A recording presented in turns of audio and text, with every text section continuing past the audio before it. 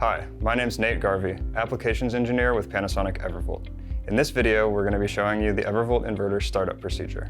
Turn the main AC breaker on in the main panel. Measure the AC voltage of the inverter grid input terminals. Ensure 240 volts across L1 and L2.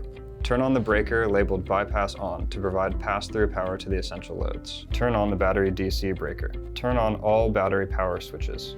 Turn on the inverter main AC grid. Locate the inverter's master switch on the left-hand side of the inverter and turn it on. If the inverter is DC coupled, wait for the inverter to fully boot up before turning on the DC shutoff. Once the inverter is fully booted, 30 to 45 seconds, observe the inverter display for error codes. If an error code is present, refer to the error code troubleshooting guide for more information.